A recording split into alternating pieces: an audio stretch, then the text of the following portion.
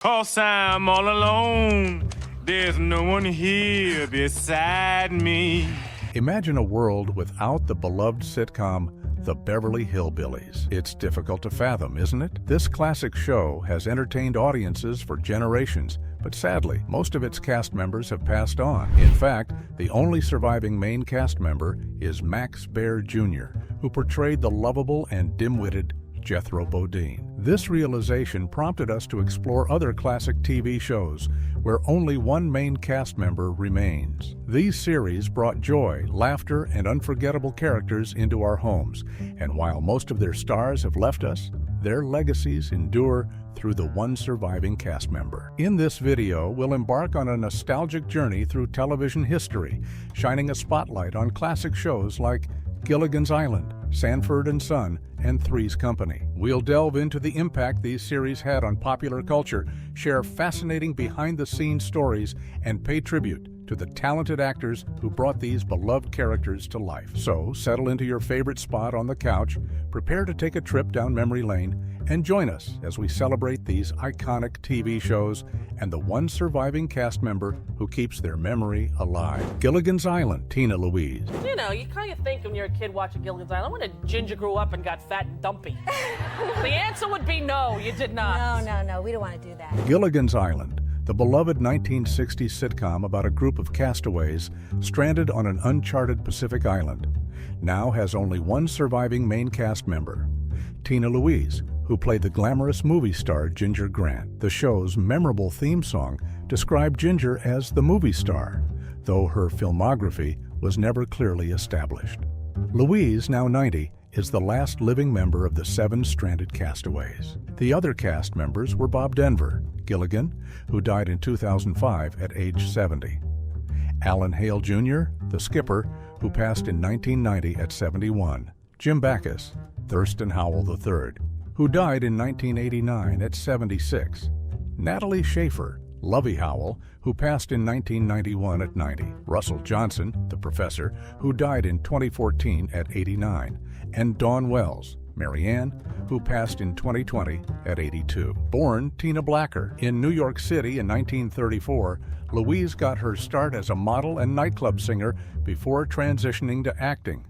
She studied at the Neighborhood Playhouse School of the Theater and the Actors Studio. Her early Broadway roles included Lil Abner and Wish You Were Here. Louise appeared in several films in the late 1950s and early 1960s, including God's Little Acre, 1958, for which she received a Golden Globe Award for New Star of the Year, and Day of the Outlaw, 1959, with Robert Ryan. She also co-starred with Anthony Quinn in The Hangman, 1959. When Gilligan's Island debuted in 1964, Louise was hesitant about taking the role of Ginger, fearing it might derail her film career. But the show became a massive hit, airing for 3 seasons and forever cementing Louise's place in TV history. After Gilligan's Island ended in 1967, Louise distanced herself from the role of Ginger, declining to appear in several of the post-series reunion specials. She focused instead on dramatic roles in film and television,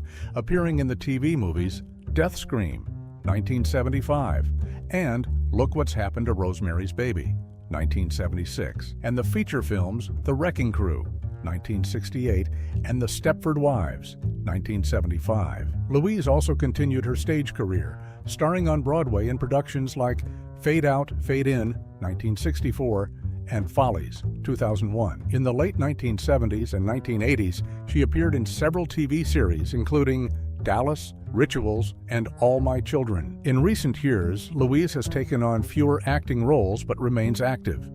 She appeared in the 2014 film Late Phases and the 2019 indie drama Tapestry. She's also been involved in various charitable causes, including animal rights activism with PETA. Now at 90, Tina Louise keeps the spirit of Gilligan's Island alive as the sole surviving main cast member. On her social media, she jokes that she's still living on an island, referring to Manhattan. The series and her iconic portrayal of Ginger Grant continue to charm new generations of fans, cementing Louise's place in television history. The Addams Family, John Astin. He said to me, I don't want you to play the butler. He said, This show is really father knows best with different people. I want you to be the father. Veteran actor John Astin, now 94, is the last living main cast member from the 1960s sitcom The Addams Family. He portrayed Gomez Addams, the eccentric, wealthy patriarch of the macabre clan. With his slick black mustache, pinstripe suits, and boundless enthusiasm, Astin's Gomez was the perfect counterpart to Carolyn Jones' alluring Morticia. Born in 1930 in Baltimore, Maryland, Astin discovered his love for performing early. He attended Washington and Jefferson College, where he majored in drama and was a member of the Phi Kappa Psi fraternity. After serving in the U.S. Army Signal Corps during the Korean War, Astin moved to New York to pursue acting. Astin got his start in theater, appearing in off-Broadway and Broadway productions throughout the 1950s. His first major film role was in West Side Story, 1961, where he played Gladhand, the social worker who tries to make peace between the warring gangs. When the Addams Family debuted in 1964, it turned Astin into a pop culture icon. The series, based on Charles Addams' macabre New Yorker cartoons, ran for 2 seasons and forever associated Astin with the role of Gomez. After the Addams Family ended in 1966, Astin continued working steadily in film and television. Notable roles included Buddy in The Evil Roy Slade, 1972, TV movie Harry Brock in an acclaimed Broadway revival of Born Yesterday, 1973, and Buddy Ryan in The Night Court, 1986, episode Valentine's Day. He also appeared in films like National Lampoon's European Vacation, 1985, and The Frighteners, 1996. Throughout his career, Astin also dedicated much time to education. He earned a master's degree and Ph.D. in dramatic art from Johns Hopkins University and taught at various institutions, including Johns Hopkins and the University of Southern California. From 2001 to 2005, he served as the director of the Academy of Performing Arts at Johns Hopkins. The other main Addams Family cast members have all since passed away. Carolyn Jones, Morticia, in 1983 at 53. Jackie Coogan, Uncle Fester, in 1984 at 69. Ted Cassidy, Lurch, in 1979 at 46. Blossom Rock, Grandmama, in 1978 at 82. Lisa Loring, Wednesday, in 2023 at 64. And Ken Weatherwax, Pugsley, in 2014 at 59. It's somewhat surprising that John Astin outlived his TV children, as Lisa Loring and Ken Weatherwax both died relatively young. But Astin is still active in his 90s, maintaining the legacy of America's Ookie TV family. In recent years, Astin has made guest appearances on shows like The Hewleys, 2001, and Justice League Action, 2017, where he voiced Uncle Dudley. He's also been a regular at fan conventions, sharing his memories of the Addams Family and his long career. With his quick wit, charm, and still sharp acting chops, John Astin continues to bring joy to fans old and new. As the last living main cast member of the Addams Family, he carries the torch for one of television's most iconic clans, Diff'rent Strokes, Todd Bridges. You know, I'm happy. That's where it counts.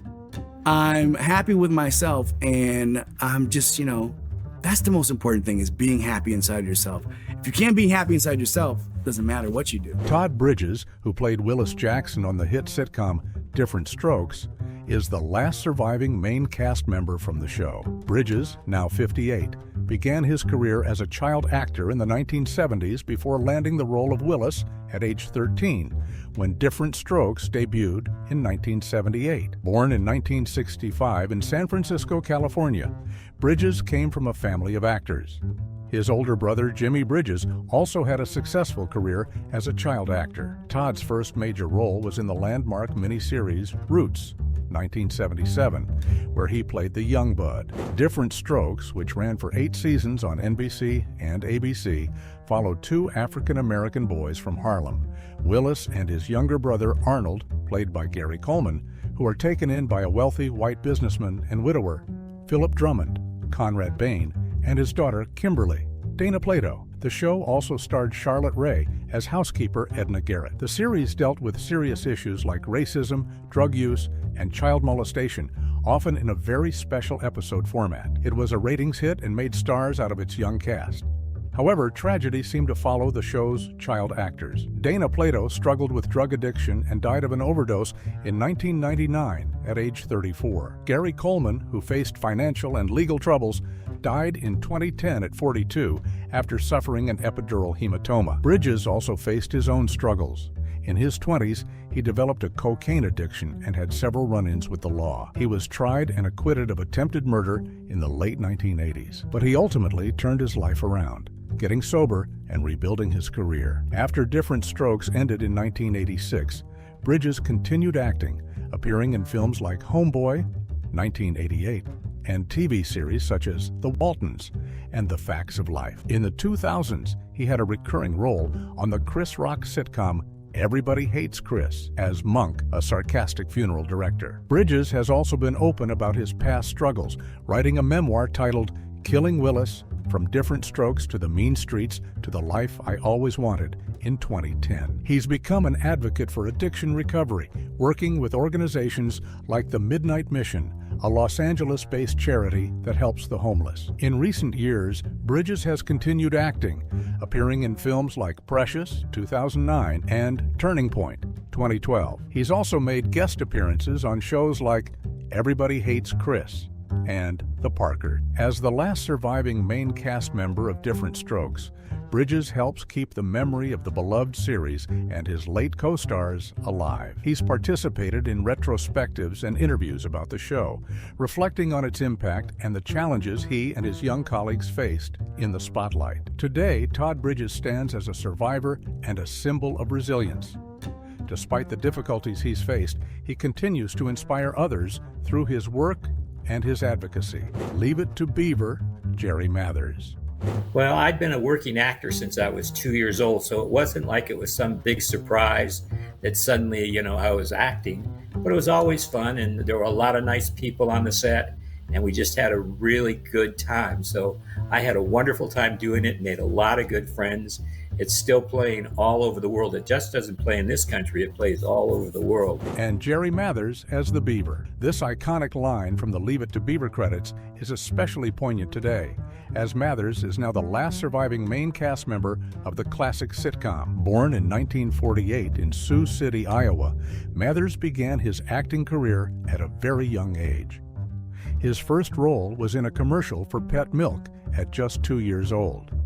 He then appeared in several films throughout the early 1950s, including Alfred Hitchcock's The Trouble with Harry, 1955, and This Is My Love, 1954. In 1957, at the age of 9, Mathers landed the role that would define his career: Theodore Beaver Cleaver on Leave It to Beaver. The wholesome sitcom, which ran until 1963, followed the adventures of curious young Beaver, his pragmatic older brother Wally, Tony Dow, and their often bemused but loving parents, June, Barbara Billingsley, and Ward Cleaver, Hugh Beaumont. The show was a hit, resonating with audiences for its relatable, slice-of-life portrayal of an American family. Mathers' natural charm and comedic timing made Beaver a television icon. After Leave It to Beaver ended, Mathers largely stepped away from acting to focus on his education. He graduated from Notre Dame High School in Sherman Oaks, California, where he was a member of the Letterman's Club and participated in swimming and track. He then enrolled at the University of California, Berkeley, where he studied philosophy. In the late 1960s, Mathers served in the United States Air Force Reserve, reaching the rank of sergeant. He later worked as a commercial banker and real estate developer. However, Mathers never entirely left show business behind. He returned to the screen in 1983 for the television movie Still the Beaver, which led to a revival series, The New Leave It to Beaver, running from 1985 to 1989. Mathers also made appearances on shows like The Love Boat, Diagnosis Murder, and Married with Children. On the personal front, Mathers has been married 3 times and has 3 children. In 1997, he was diagnosed with diabetes and became an advocate for diabetes awareness and education, serving as the national spokesman for Johnson & Johnson's One-Touch Ultra Blood Glucose Monitoring System. Sadly, Mather's on-screen family members have all passed away. Barbara Billingsley, June, died in 2010 at 94. Hugh Beaumont, Ward, in 1982 at 73. And most recently, Tony Dow, Wally, in 2022 at 77. However, a few of Beaver's friends from the show are still with us. Frank Bank, who played Clarence Lumpy Rutherford, passed away in 2013 at 71. But Stephen Talbot, who portrayed Gilbert Bates, and Tiger Fafara, Tui Brown, are still alive. In recent years, Mathers has continued to make public appearances, participating in Leave It to Beaver retrospectives and reunions. He's also been active on social media, sharing memories from the show and connecting with fans. As the last surviving main cast member, Jerry Mathers is now the keeper of the Leave It to Beaver legacy. The show's enduring popularity is a testament to its timeless humor, warmth, and the unforgettable character of the Beaver brought to life so memorably by Mathers. The Beverly Hillbillies, Max Baer Jr. This is the first coming out for the new slot machine on the new format, and I haven't had a job in a long time, and I really need the money, so I sure hope the people play it. Of all the colorful characters who made the Beverly Hillbillies a hit, only one survives today, Max Baer Jr., who played the dim-witted but lovable Jethro Bodine. Baer, now 86, is the son of heavyweight boxing champion Max Baer Sr. He turned to acting in the 1960s and landed the role of Jethro in 1962 when the series debuted. Born Maximilian Adelbert Baer Jr. in 1937 in Oakland, California, Baer grew up in a family of performers. His father was a boxing champion who later turned to acting, appearing in films like The Prizefighter and the Lady, 1933. His uncle Buddy Baer was also a boxer and actor. Despite this pedigree, Baer initially didn't plan on a career in entertainment. He attended Santa Clara University on a football scholarship, studying business administration. However, after his father's death in 1959, Baer decided to pursue acting. His early roles included guest spots on television series like Maverick, 77 Sunset Strip, and Surfside 6. But it was his role as Jethro on the Beverly Hillbillies that made him a household name. The Fish Out of Water sitcom followed the Clampetts, a poor Ozark Mountain family who strike oil on their land and moved to posh Beverly Hills. The series starred Buddy Ebsen as Patriarch Jed, Irene Ryan as Granny, Donna Douglas as Ellie Mae, and Raymond Bailey as banker Milburn Drysdale. As Jethro, the brawny, naive cousin of Jed, Baer brought a distinct charm to the role. His character's misadventures and dim-witted schemes were a highlight of the series, which ran for 9 seasons from 1962 to 1971. After the series ended, Baer largely stepped away from acting. He appeared in a few other roles, including the film Macon County Line, 1974, which he also produced and co-wrote. However, he found it difficult to escape typecasting due to his iconic role as Jethro. Instead, Baer focused on work behind the camera. He produced and directed several films, including Ode to Billy Joe, 1976, and The Wild McCullochs, 1975. He also became a successful businessman, investing in real estate and other ventures. In a savvy move, Baer obtained the rights to use the Beverly Hillbillies name and characters for various business projects. He attempted to open Jethro's Beverly Hillbillies mansion and casino in Nevada, but the project never came to fruition. Sadly, the other main cast members of the Beverly Hillbillies have all passed away. Buddy Ebsen, Jed, died in 2003 at 95. Irene Ryan, Granny, in 1973 at 70, Donna Douglas, Ellie Mae, in 2015 at 82, and Raymond Bailey, Mr. Drysdale, in 1980 at 75. In recent years, Baer has largely stayed out of the public eye. He's made occasional appearances at pop culture conventions and Beverly Hillbillies events. In 2005, he published a memoir titled Jethro's Secret from Behind the Scenes of the Beverly Hillbillies. As the last surviving main cast member, Max Baer Jr. carries the legacy of the Beverly Hillbillies. The show, which was once the most watched program on American television, continues to find new fans through reruns and streaming services. Baer's portrayal of Jethro Bodine remains one of the most memorable aspects of the series. His comedic timing, physical presence, and undeniable likability made Jethro an iconic figure in television history. Today, Baer stands as a link to a beloved era of television comedy. As the last surviving star of the Beverly Hillbillies, he represents a bygone age of simple, good-natured humor that still resonates with audiences today. Mork and Mindy, Pam Dawber. You look so much like you did on Mork and Mindy. It's astonishing. Have you got... Yes! Are you in some way connected with the Dark Lord or something? I don't know. I think it's that clean living all these years. Well, I guess. Are you very clean living? Actress Pam Dawber, now 72, is best known for her role as Mindy McConnell on the hit sitcom Mork and Mindy.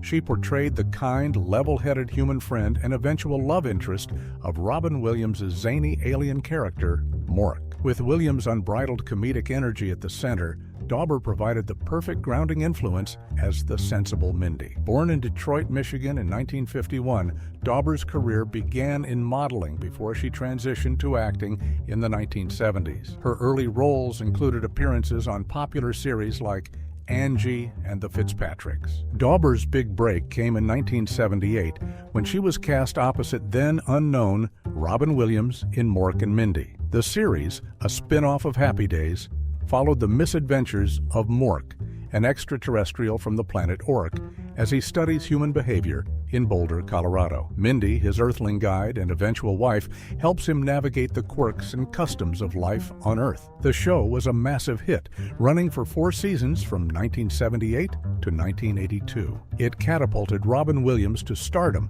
and made Dawber a household name. The on-screen chemistry between Williams and Dawber was palpable, and their comedic timing impeccable. After Mork and Mindy ended, Dawber continued to work steadily in television. She starred in the series My Sister Sam from 1986 to 1988 and had recurring roles on shows like The Twilight Zone and 101 Dalmatians, the series. However, Dawber largely stepped away from the spotlight in the late 1980s and 1990s to focus on her family. She married actor Mark Harmon in 1987, and the couple had 2 sons together. Dawber later returned to acting with guest roles on shows like The Crazy Ones in 2014, reuniting with her old friend and co-star Robin Williams. Sadly, Williams died by suicide later that year at the age of 63, a devastating loss for Dawber and the entertainment world. The other main cast members of Mork and Mindy have also passed away in recent years. Conrad Janis, Fred McConnell,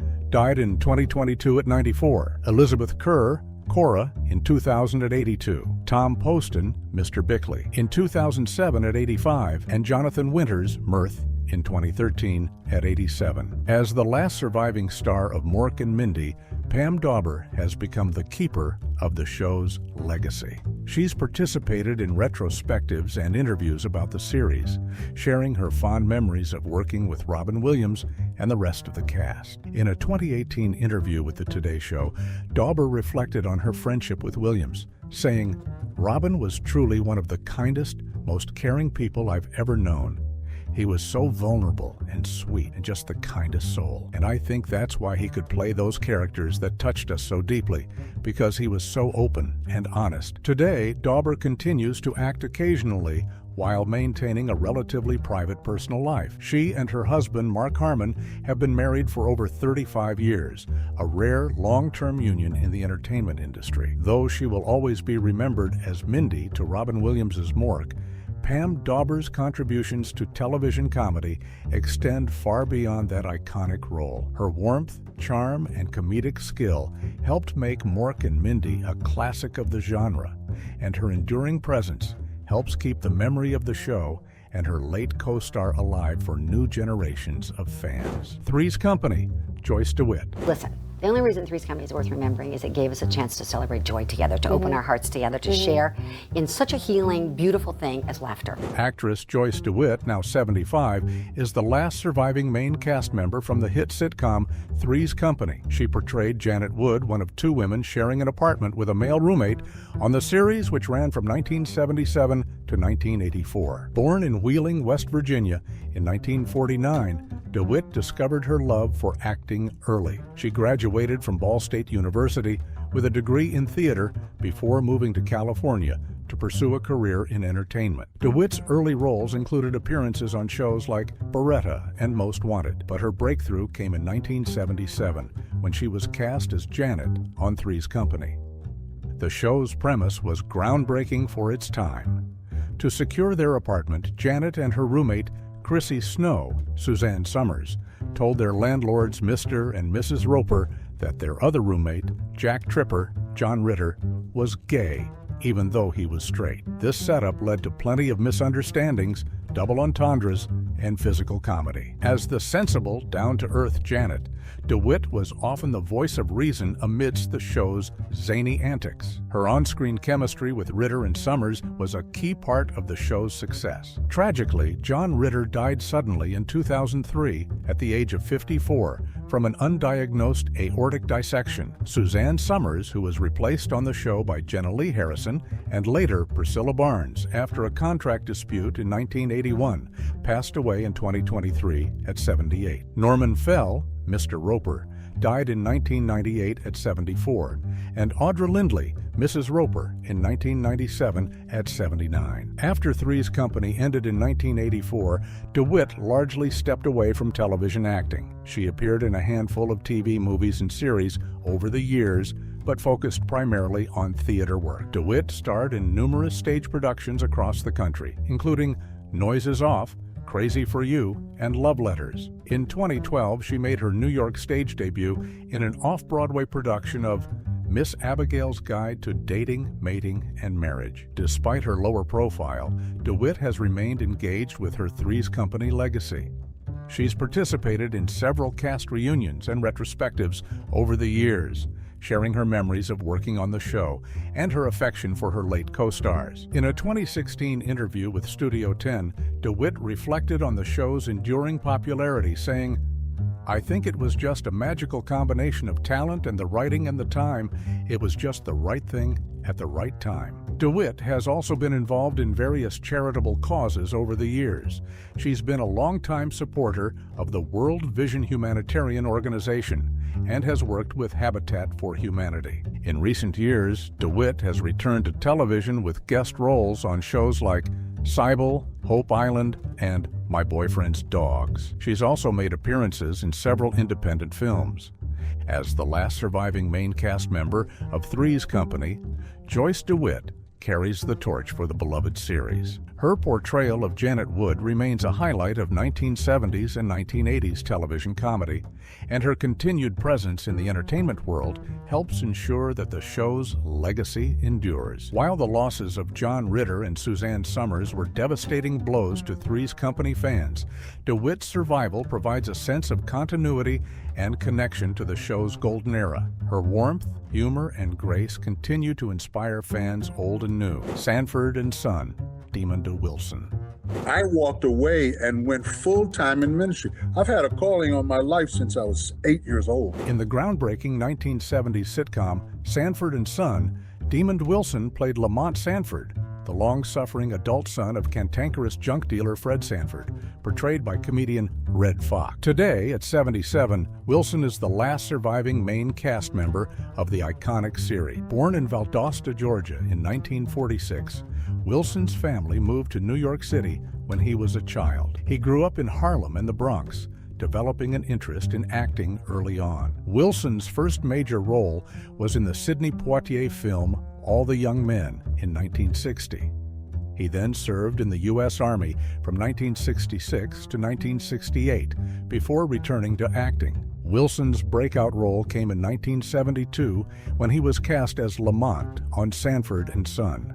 The series, adapted from the British sitcom Steptoe and Son, followed the misadventures of Fred and Lamont Sanford, a father-son duo running a junk business in the Watts neighborhood of Los Angeles. As Lamont, Wilson played the straight man to Red Fox's outrageous Fred. Their on-screen chemistry and the show's sharp writing made Sanford and Son a massive hit, running for 6 seasons from 1972 to 1977. The series broke new ground in television comedy, featuring a primarily African-American cast and tackling issues of race, class, and generational differences with humor and heart. Red Fox, who was already a successful stand-up comedian before Sanford and Son, became a major television star as Fred. However, he struggled with tax issues and creative differences with the show's producers, leading to his temporary departure before the final season. Fox died in 1991 at the age of 68. After Sanford and Son ended, Wilson continued acting in television and film. He starred in the short-lived series Baby, I'm Back in 1978 and had a recurring role on the ABC series Hanging In 1979. However, in the early 1980s, Wilson experienced a spiritual awakening and became an ordained minister. He founded the Restoration House of America, a ministry dedicated to helping former prison inmates, and became a motivational speaker. Despite his focus on ministry, Wilson has continued to act periodically over the years.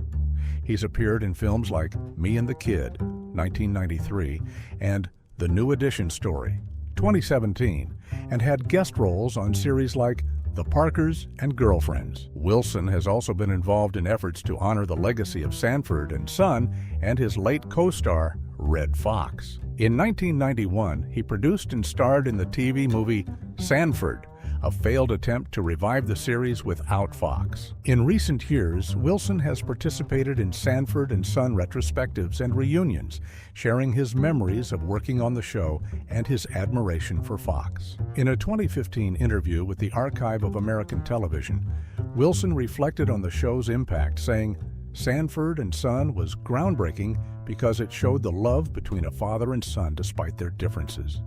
It showed the humanity of a junk dealer in Watts. It was a show that made people laugh, but also made them think." As the last surviving main cast member of Sanford and Son, Demond Wilson carries on the legacy of this trailblazing series. His portrayal of Lamont Sanford remains a crucial part of the show's enduring appeal, and his work in ministry and motivational speaking continues to inspire. While the loss of Red Fox was a blow to Sanford and Son fans, Wilson's presence serves as a vital link to the show's groundbreaking run. His talent, grace, and commitment to his faith and community ensure that the spirit of Sanford and Son lives on, both on screen and off. Now it's time to hear from you. In the comments below, share your favorite memories of these classic shows and their beloved cast members. Which of these series had the biggest impact on you growing up? And which of the surviving stars would you most like to see make a comeback on a new show or project?